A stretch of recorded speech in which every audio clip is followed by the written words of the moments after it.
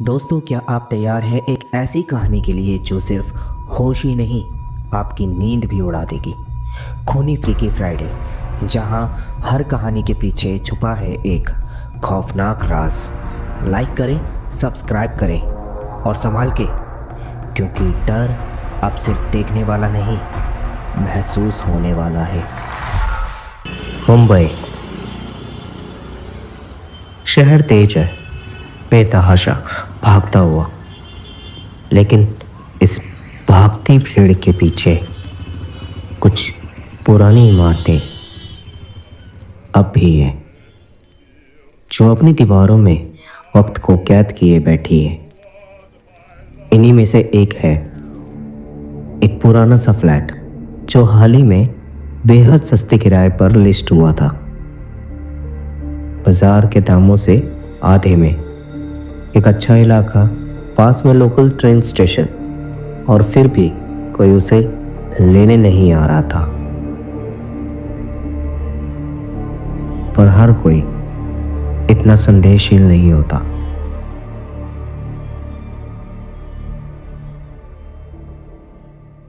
आन्या 24 साल की एक युवा लड़की हाल ही में नौकरी के लिए मुंबई आई थी। जब उसने वो फ्लैट देखा तो उसे ये ऑफर किसी मौके से कम नहीं लगा। जिंदगी के खर्चे वैसे भी भारी थे। उसने ज्यादा सवाल नहीं किए और जल्द ही उस फ्लैट में रहने लगी। शुरुआत में सब ठीक था। दीवारों में हल्की दरारें थी, फर्नीचर थोड़ा पुराना, पर फ्लैट साफ सुथरा था। रातें शांत थी, शायद ज्यादा ही शांत।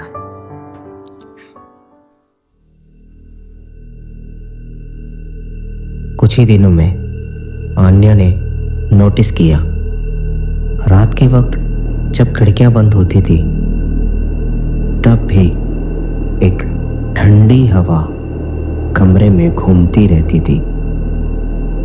धीरे धीरे यह ठंडक कुछ अजीब हरकतों में बदलने लगी। कभी रसोई में बर्तन खड़कते, कभी वॉशरूम की लाइट अपने आप ऑन ऑफ होती दिखती, और कभी ऐसा महसूस होता जैसे कोई दीवार के पीछे चल रहा हो।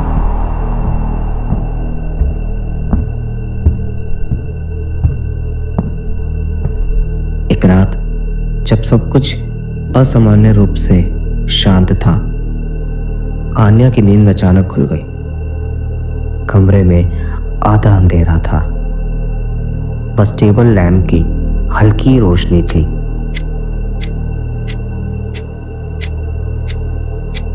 उसकी नजर दीवार की उस पेंटिंग पर गई जो हर रोज ठीक उसी जगह लटकती थी, पर उस रात वो थोड़ी खिसकी हुई थी।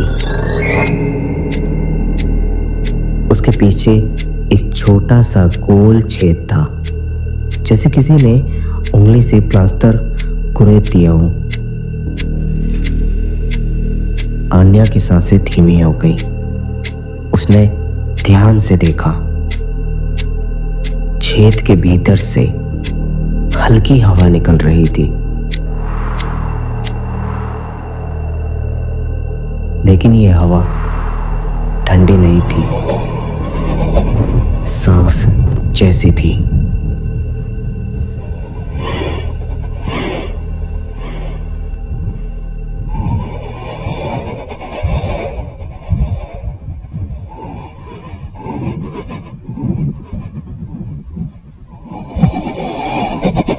फिर कुछ बाल बाहर निकले। लंबे काले सूखे बाल धीरे धीरे लहराते हुए कमरे में उतरने लगे। आन्या की धड़कनें तेज हो गई।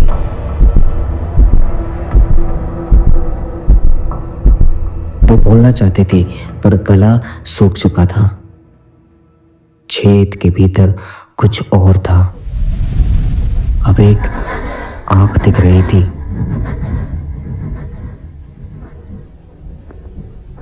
पीली, सूनी मगर जिंदा।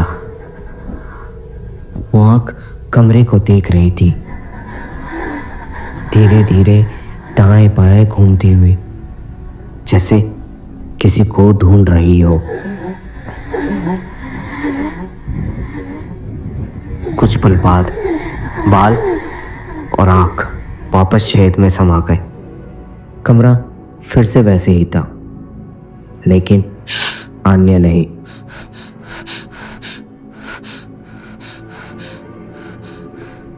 वो बेहोश हो गई।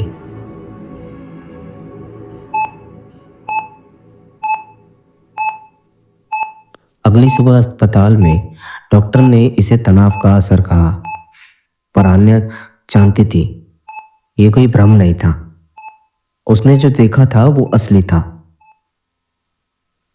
उसे फ्लैट छोड़ने का ख्याल आया, पर उस छेद की ओर खिंचाव अब डर की जगह जिज्ञासा में बदलने लगा था।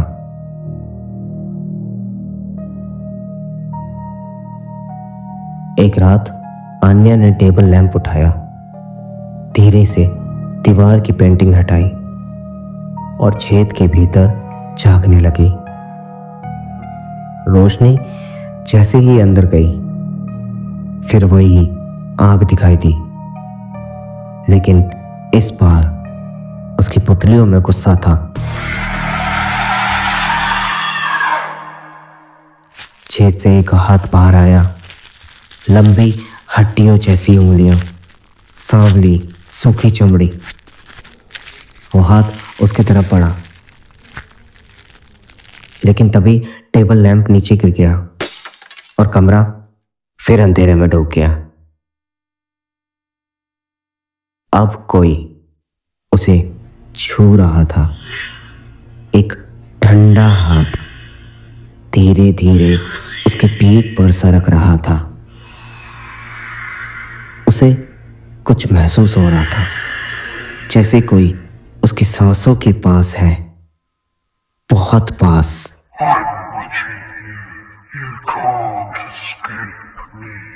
वो चीख पड़ी। कमरे की लाइट जल गई और सब कुछ फिर वैसे ही था। दीवार पर पेंटिंग लगी थी, कोई छेद नहीं दिख रहा था, कोई हाथ नहीं, कोई आंख नहीं। पर अब आन्या टूट चुकी थी। उसने अगली सुबह वो फ्लैट छोड़ दिया, बिना मुड़े, बिना पीछे देखे। कुछ हफ्तों बाद शहर के एक लोक कथा विशेषज्ञ से बातचीत के दौरान उसने एक घटना साझा की। बुजुर्ग औरत ने कहानी सुनकर सिर्फ एक नाम लिया, सुकीमा ओना।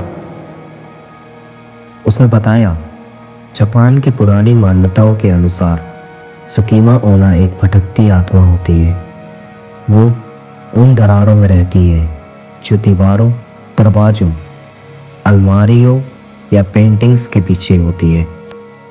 छोटी सी जगह जहां से वो सिर्फ देखती है और धीरे धीरे बाहर आती है, अपने शिकार के मन में उतरती है, धीरे धीरे डर को बढ़ाती है, जब तक कि उसका दिमाग खुद को ही झुठलाने ना लगे।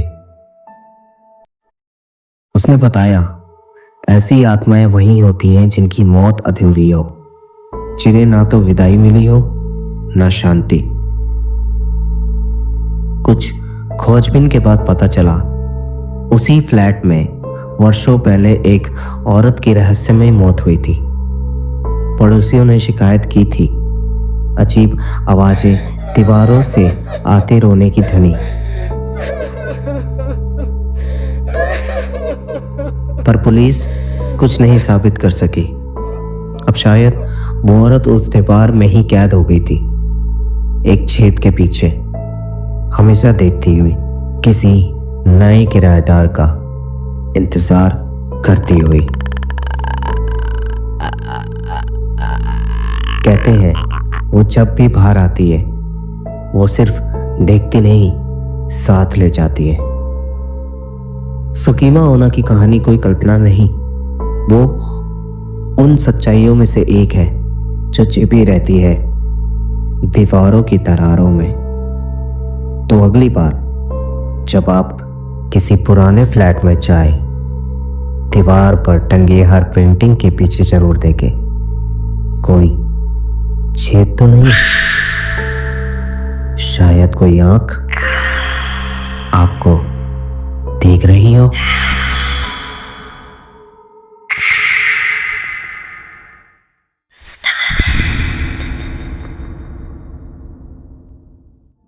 अगर आपको ये कहानी ने डराया तो लाइक करो, सब्सक्राइब करो और अपनी सबसे खौफनाक कहानी हमें मेल करो या इंस्टाग्राम पर डीएम करो। डिस्क्रिप्शन में आपको मेरी इंस्टा आईडी मिल जाएगी। जिसकी कहानी सबसे ज़्यादा खौफनाक होगी उसकी स्टोरी हम अगले खूनी फ्रीकी फ्राइडे में सुनाएंगे। तो अपनी कहानी को वायरल करो और डर का असली मज़ा उठाओ।